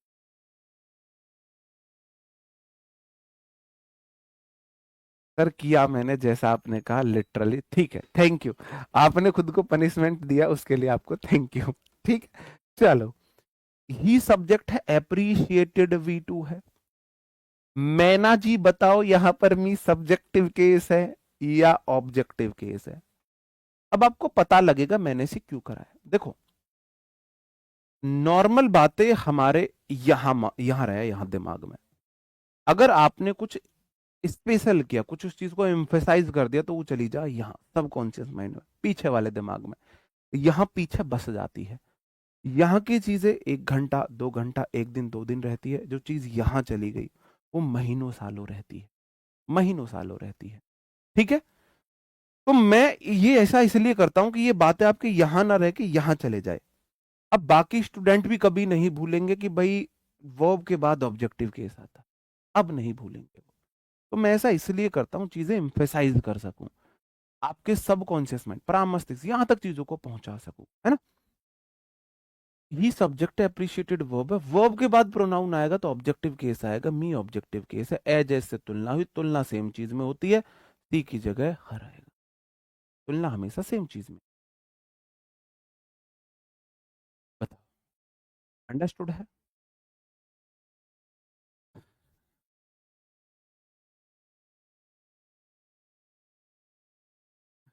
वेमेन।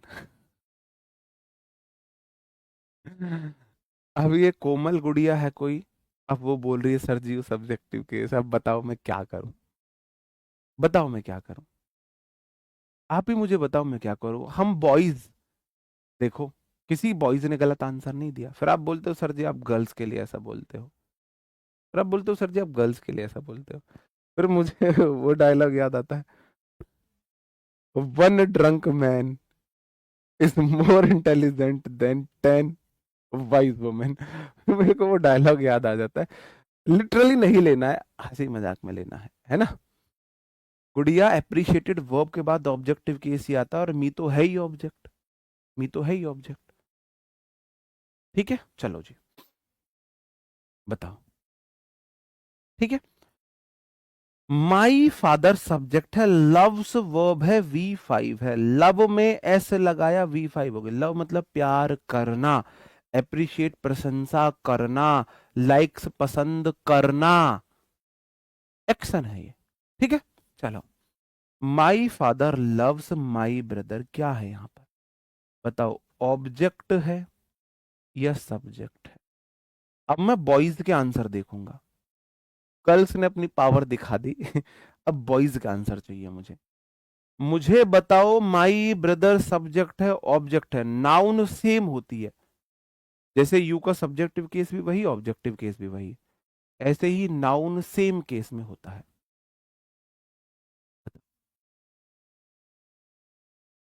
भाई स्पेशल का ही तो देखेंगे ना, ऑब्जेक्टिव केस है सब बता रहे हैं नहीं, जो अलग बताएगा उसी पे तो नजर जाएगी ना। समझा करो आप। बताओ भाई बॉयज, ऑब्जेक्टिव केस है, कोई भी ऐतराज किसी को हो, देखो किसी लड़के ने गलत नहीं की, सब लड़कों ने सही बताया। क्यों? क्योंकि वर्ब के बाद नाउन उस वर्ब का ऑब्जेक्ट होता है।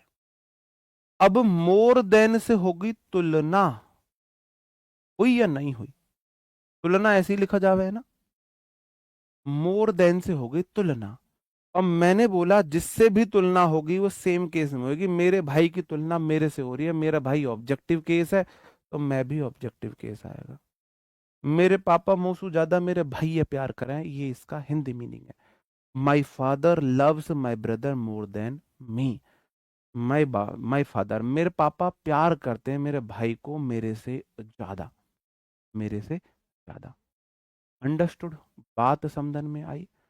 अब मुझे ये बताओ, ये दो रूल आपको समझ में आए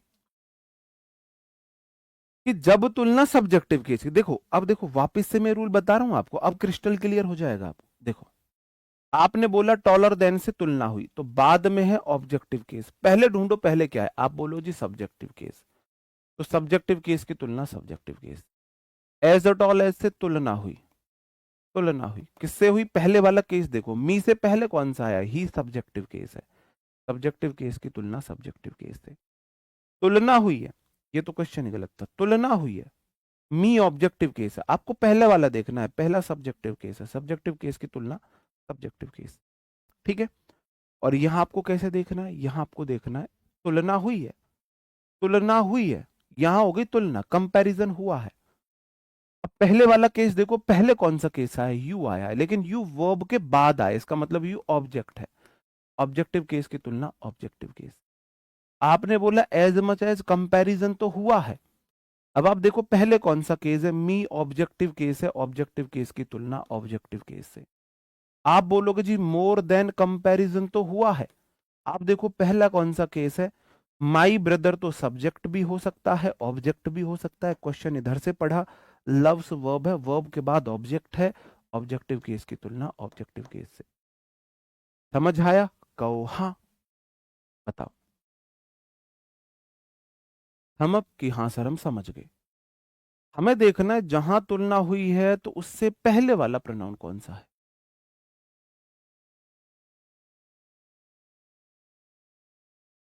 बताओ। कहो हाँ। दोनों केस एक साथ आए हैं देखो सी सब्जेक्टिव केस भी आया है, ऑब्जेक्टिव केस भी आया है, आए हैं दोनों के साथ। कौन बोल रहा है दोनों के साथ नहीं है? दोनों के साथ आए हैं। यहाँ सब्जेक्टिव केस है, ऑब्जेक्ट। आपको देखना है पहले कौन सा आया, तुलना इन दोनों, बस आपको उससे पहले वाला केस देख लेना है, पहले वाला केस देख लेना है, तुलना किससे की जा रही। चलो बहुत ही बढ़िया। अब हम देख लेते हैं first person, second person, third person. Class one में मैंने इसके बारे में आपको थोड़ी सी हिंट दे दी थी, थोड़ा सा हिंट मैंने आपको इसके बारे में दिया था। आई होता है फर्स्ट पर्सन, आई भी, ये होते हैं स्पीकर। यू होता है सेकंड पर्सन, मतलब कि जिससे बारे में जिससे हम बोलते हैं, टू वोम वी स्पीक, ये होते हैं ऑल अदर। प्रथम पुरुष, मध्यम पुरुष, उत्तम पुरुष, है ना? ये सुना है आपने? प्रथम पुरुष, मध्यम पुरुष, उत्तम पुरुष, हिंदी में संस्कृत में आपने पढ़े होंगे, वहां मुझे पता नहीं, इंग्लिश में ठीक है। अब देखो, अब एक सिनेरियो लेते हैं, एक सिनेरियो लेते हैं। मैं विपिन आपको पढ़ा रहा हूं, हालांकि सारे नाउन थर्ड पर्सन होते हैं, सारे नाउन, लेकिन जो यहां मान के चलो, ये जो यहां पे ये जो ऐसे बना हुआ है ना करली वालों से, ये जो व्यक्ति यहां बराबर करूं दोनों हाथ अपने, ठीक है, थोड़ी सी लेग पीस कमजोर हो रहे हैं, थोड़ी ताकत वाकत से दिखानी है। ये व्यक्ति जो आपको पढ़ा रहा है ये मैं हूं, मैं आप लोगों को पढ़ा रहा हूं, मैं आप लोगों को बोल रहा हूं, मैं फर्स्ट पर्सन हूं। ही सी इट दे सारे सब थर्ड पर्सन है। I we first person, you second person, बाकी सब थर्ड पर्सन, दुनियादारी थर्ड पर्सन है। मैंने आपको पढ़ाया, मैंने समझाया, मैं फर्स्ट पर्सन। मैंने तुमसे बोला, मैंने सैनी सिंह से बोला, शाह विकास से बोला, सुजीत कुमार से बोला, विकास कुमार से बोला, अंकित कश्यप से बोला, मेरे सामने जो जो नाम आ रहे मैंने इन सब को बोला, है ना। तो दूर असलम जी से बोला, सोहिदूर असलम जी से बोला, है ना। पूजा भोवाल जी से बोला, अजीब अजीब से सरनेम है, सर घूम जाता है इन सरनेमों को लेने में। शिव प्रताप सिंह जी से बोला, मैं हूं फर्स्ट पर्सन, तुम सब सेकंड पर्सन हो। आपसे भी बोला आयुष तिवारी जी, तुम सब हो सेकंड पर्सन। अब मैंने ग्रामर के बारे में बोला, मैंने डोकरा डोकरी के बारे में बोला, मैंने समाज के बारे में बोला, मैंने नाउन प्रोनाउन के बारे में बोला, मैंने किसी भी बारे में बोला, वो सब थर्ड पर्सन है, वो सब थर्ड पर्सन है। तो जैसे मैं आपको एक केस दूं, सिनेरियो देता हूं मैं आपको।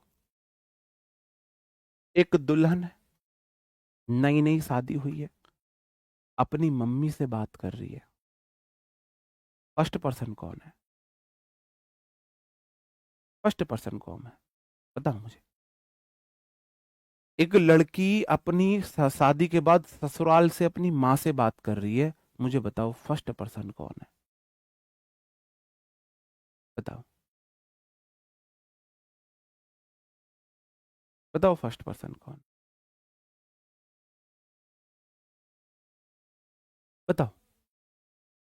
लड़की शादी के बाद अपनी माँ से बात कर रही है, फर्स्ट पर्सन कौन है?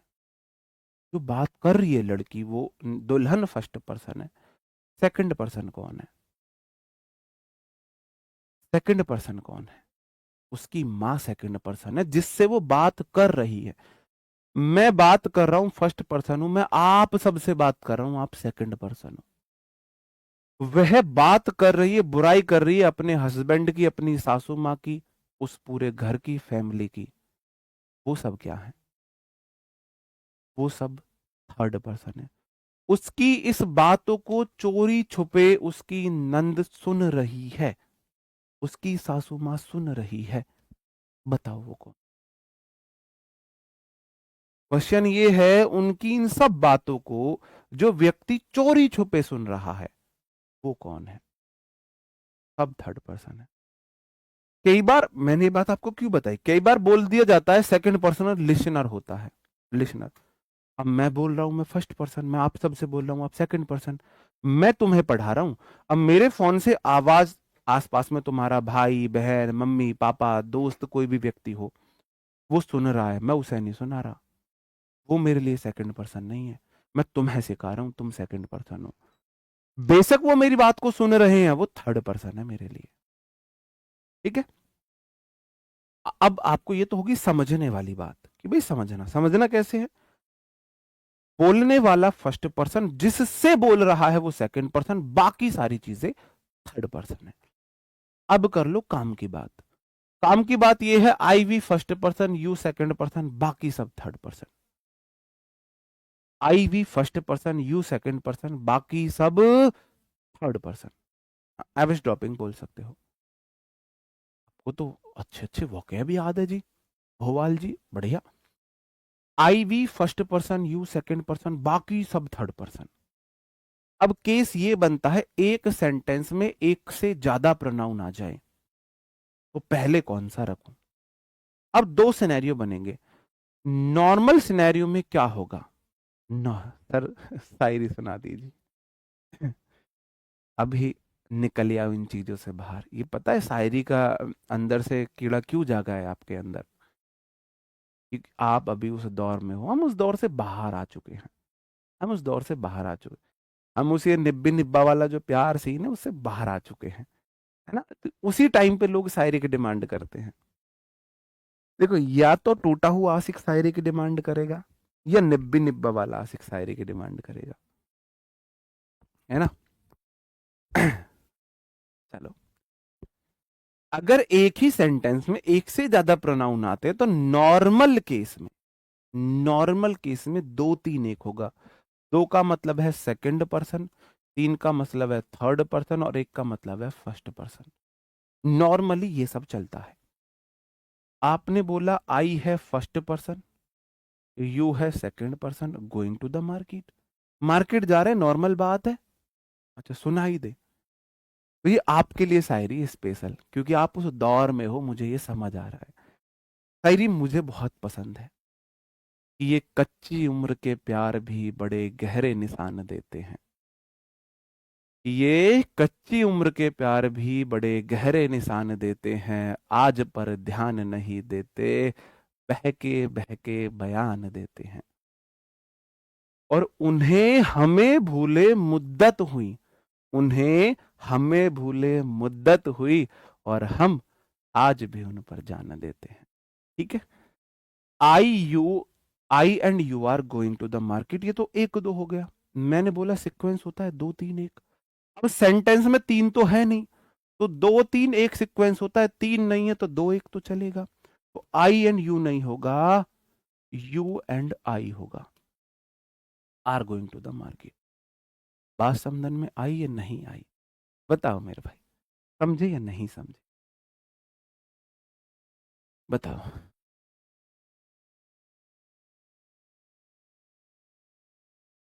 बताओ। अब यहां ध्यान दे लो भाई, यहां ध्यान दे लो। I first person, she third person, went to the cinema, cinema गए, नॉर्मल सी बात है ये तो भाई, ये तो नॉर्मल सी बात है।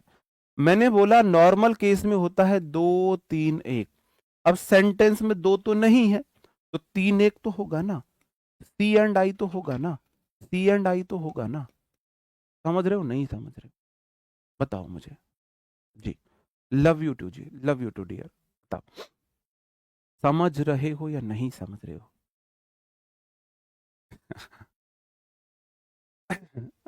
बताओ। यार देखो, 1.5 घंटे की क्लास अगर आप ऐसे ही पढ़ोगे तो बोरियत हो जाएगी बहुत, इसलिए हंसते बोलते पढ़ो।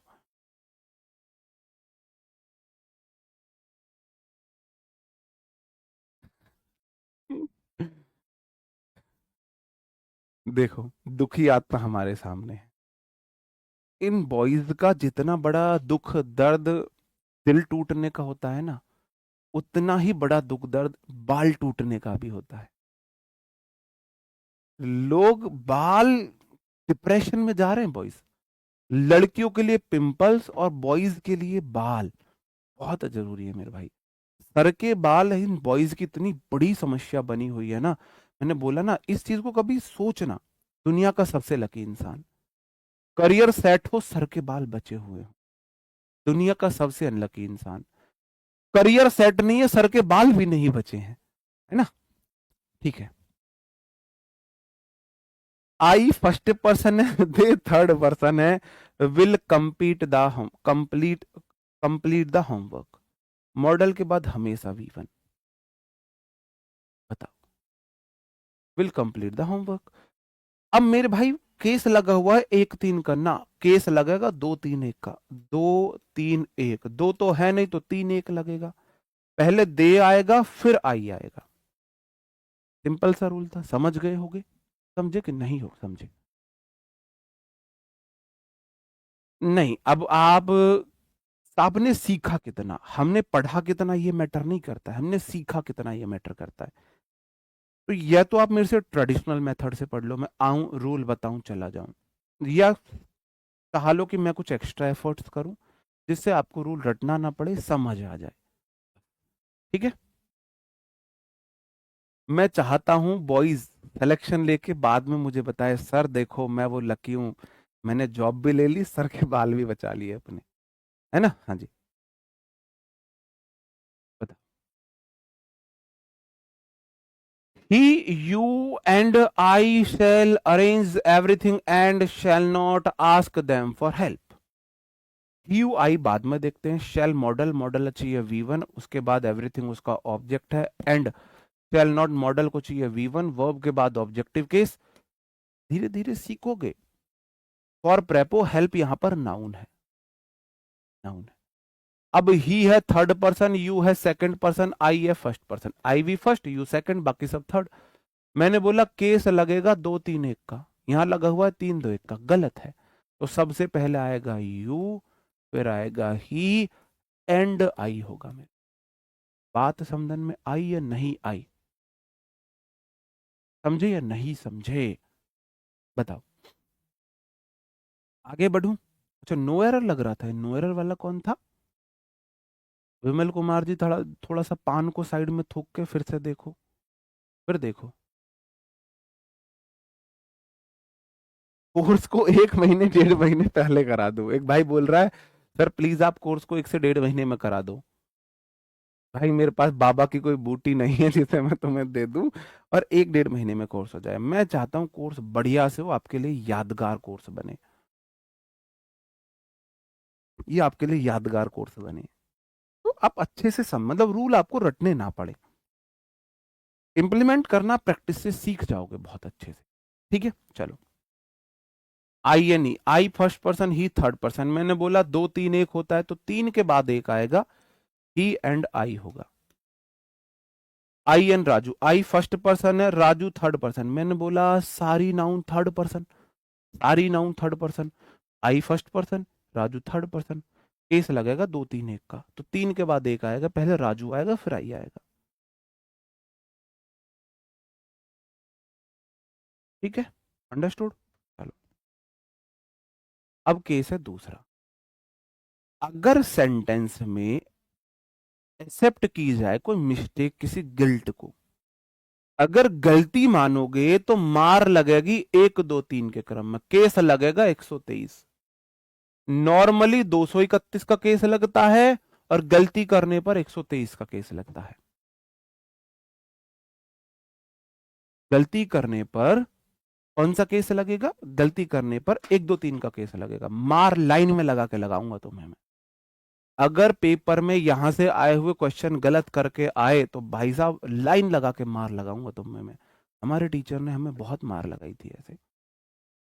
आई first person, you second person, he third person have committed a crime. बिल्कुल ठीक है, एक क्राइम को कमिट किया है, गलती कर दी उन्होंने, माना है, बिल्कुल ठीक है।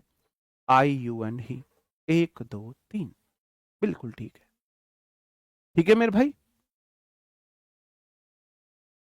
3 2 1। हमने एक ब्लंडर कर दी, बहुत बड़ी गलती कर दी भाई साहब। 3 2 1 नहीं होगा, 1 2 3 1 होगा। आई होगा, यू होगा, एंड ही होगा। आई यू एंड ही होगा। ठीक है मेरे भाई, आई यू एंड ही होगा। जितना आज पढ़ाया उससे रिलेटेड 10 क्वेश्चन टेलीग्राम पे मिल जाएंगे, उन्हें कर लेना। ठीक है। He third person, you second person have done this mischief. हमने ये शरारत की है, मान रहे हो, गलती मान रहे हो। मिस्चीफ, ब्लंडर, क्राइम, पता लग रहा है तुमने कुछ गलत किया है, तुम्हें उसे मान रहे हो। जब भी ऐसा होगा मार लगेगी 1 2 3 के क्रम में, एक नहीं है तो 2 3 के क्रम में लगेगी। यू एंड ही होगा, have done this mischief. Understood? बात समझ में आई? नॉर्मली 2 3 1, और अगर गलती हो 1 2 3। लेकिन बट, किंतु, परंतु, अगर प्रोनाउन है प्लूरल, तीनों, चाहे कैसा भी केस हो, मेरे साथ 11 बार बोलो। अगर सेंटेंस में वी आ जाए, यू आ जाए, दे आ जाए, वी भी प्लूरल, यू भी प्लूरल, दे भी प्लूरल, आपको देखना ही नहीं है, चाहे सेंटेंस में गलती हो या ना हो। अगर तीनों प्रोनाउन प्लूरल आते हैं तो तीनों इसी सीक्वेंस में होंगे, 1 2 3 के में। अगर तीनों प्रोनाउन प्लूरल है, गलती हो या नहीं हो, 1 2 3 का केस लगेगा। बस मेरे साथ 11 बार बोलो, we you they, we you they, we you they, we you they, we you they, we you they, we you they, we you they, we you they, we you they, we you they. हाँ बिल्कुल, selection लेकर आओगे तो करने, पूरा करने लायक promise होगा, जरूर पूरा करेंगे। बताओ। वॉच वॉच हम पहनते नहीं है इसलिए। बोलो तुम। वी उदय, वी उदय। आजकल चलन चल रहा है कि सर मैं सिलेक्शन लेके आऊंगा, अपनी वॉच मुझे गिफ्ट करना। फिर वो टीचर वॉच गिफ्ट करेगा, फिर वो रील बनेगी, रील डल के वायरल होगी। मुझे थोड़ा वायरल होने का शौक नहीं है। मुझे लगता है चीजें नेचुरली जो हो ठीक है। मतलब मेरे को ना शॉर्टकट नहीं लेना है वायरल होने के लिए। वो जो कर रहे हैं गलत नहीं है बिल्कुल भी, सबका अपना अपना तरीका है आगे बढ़ने का। मेरा तरीका ये है, मैं वॉच तो पहनता नहीं भाई, अब बताओ तुम। बताओ। वी यू दे हमेशा सेम केस रहेगा, हमेशा सेम केस रहेगा। Sharma ji love you to. आपका चश्मा ले लेना, बहुत महंगा नहीं है, 2,500-3,000 रुपए का ले लेना। We you they. ठीक है। आप हमसे हमारा आशीर्वाद मांगिए। ठीक है मेरे भाई, अंडरस्टूड।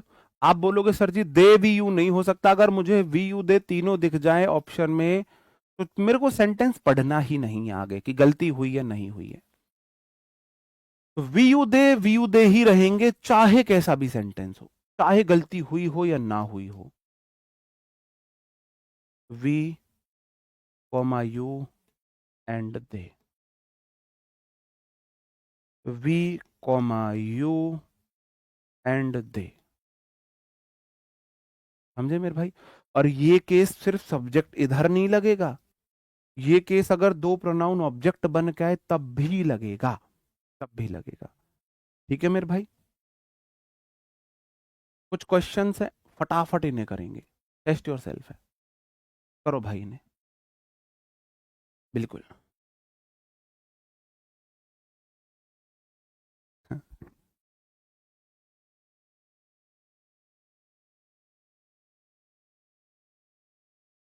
मैं अभी 5 मिनट दूंगा, 8:30 के बाद आपको 5 मिनट दूंगा आपकी बाकी की बातें, बुक की, टेलीग्राम की, प्रैक्टिस की, वो सब बातें करने के लिए।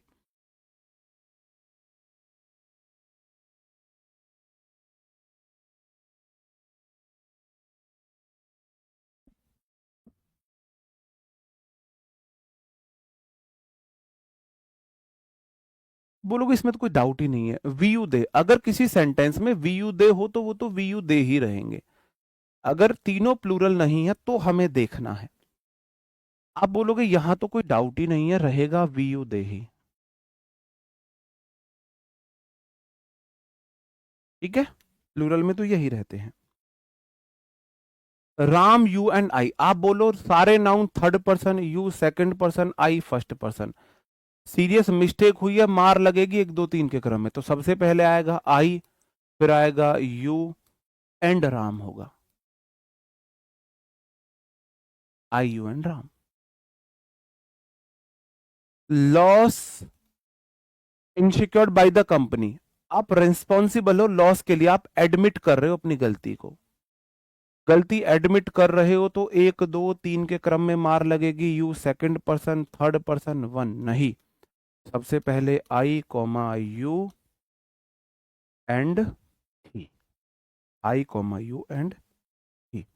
ठीक है, चलो ओके। तो ये हमारे रूल थे, आज की क्लास को हम यहीं पे समाप्त करते हैं। तो जो भी साथी, मैं अब और नहीं पढ़ा रहा हूं, जो भी साथी जाना चाहता है जा सकता है। मैं यहां से अब आगे क्वेश्चन लूंगा उन साथियों का जिनको यहां से अलग कुछ पूछना है। कोई दिक्कत नहीं है विकास कुमार, कोई भी दिक्कत नहीं है मेरे भाई। आपको क्या चाहिए? हमको चाहिए आपके घर की बनी हुई मिठाई, बस। ठीक है, तो जो स्टूडेंट जाना चाहते हैं जा सकते हैं। अब आप मुझे पूछ लीजिए क्या पूछना चाहते हैं।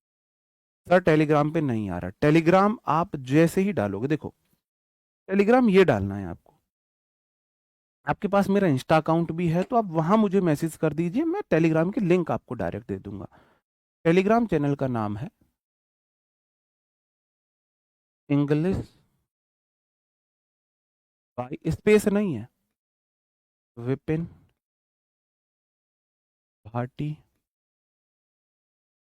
सर, कोष्टक में RW। ऐसे आपको 7 8 चैनल मिलेंगे, जिस चैनल पर सबसे ज्यादा फॉलोअर्स हैं, मतलब मेंबर्स है, वो चैनल आपको ज्वाइन कर लेना है। English by Vipin Bhati sir, E capital, B capital, V, B, S, space नहीं है बीच में, सब मिला के हैं। जो मैंने आज क्वेश्चन, जितना मैंने आज पढ़ाया, इसी से रिलेटेड 10 क्वेश्चन आपको प्रैक्टिस के लिए शाम 4 बजे देता हूं। 4 PM पर ही आपको मिलेंगे, आज शाम को 4 बजे। पर डे शाम 4 बजे आपको जितना पढ़ाया उतने क्वेश्चन मिलते हैं। ठीक है, चलो और पूछो। इंग्लिश बहुत कम समझ में आती है, अभी लेट डाउन मत करो, धीरे धीरे आने लगेगी। बताओ।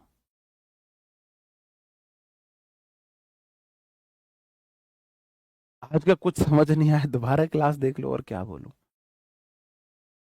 आशीर्वाद तो अभी से ही है, बिल्कुल। बुक 9 दिन हो गए नहीं आई है बुक, पता नहीं इतना टाइम क्यों लग रहा है, मुझे नहीं समझ आ रहा है। बुक सबकी आएगी, नहीं आई है। अगर 9 10 10 दिन से ज्यादा हो गए, मुझे डीएम कर दो, मुझे डायरेक्ट मैसेज कर दीजिए कहीं भी। हाँ, राजू सैनी जी, हाँ इतने ही है, ठीक है। कौन से सब्जेक्ट को कितना टाइम दे? अगर आप एसएससी के एग्जाम्स देने के लिए बहुत सीरियस हो, तो आपको आज से ही 3 घंटे मैथ्स और 3 घंटे रीजनिंग को देना चाहिए, 6 इंग्लिश को, और 1 घंटा देना चाहिए रीजनिंग को। 7 घंटे मिनिमम इन 3 सब्जेक्ट को देके बाकी टाइम जीएस को दो, बाकी टाइम जीएस को, जब तक मैथ्स और इंग्लिश का सिलेबस कंप्लीट नहीं हो जाता है। बाकी टाइम जीएस को उतना देना जितना दे सकते हो। मिनिमम 3 आवर मैथ को देने ही देने हैं, मिनिमम 3 आवर आपको इंग्लिश को देने ही देने हैं। हाँ, फाउंडेशन वैसे प्रीलिम्स और मेंस दोनों होंगे, दोनों के लिए है।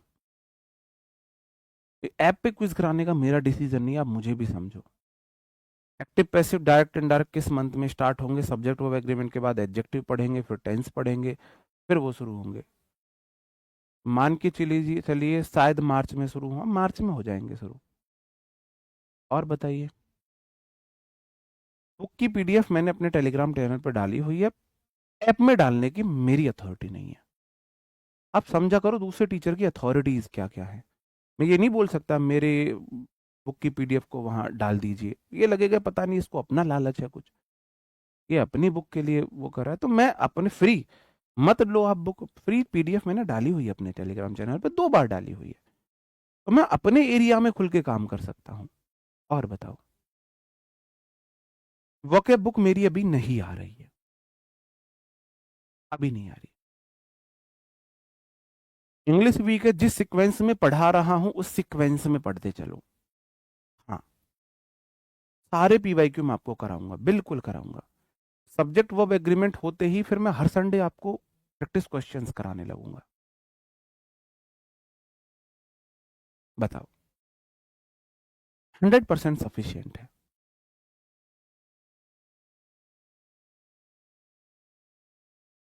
और बताओ।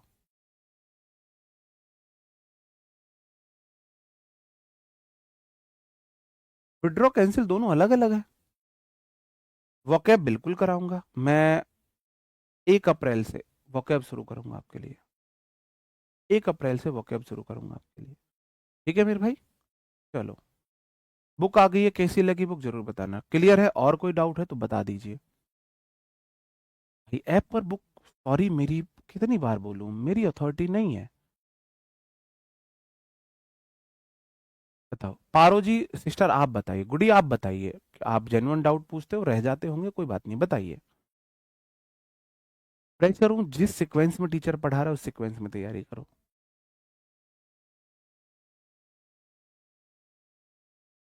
बताओ। नाउन प्रैक्टिस में आज डलवा दूंगा। वर्मा जी थैंक यू।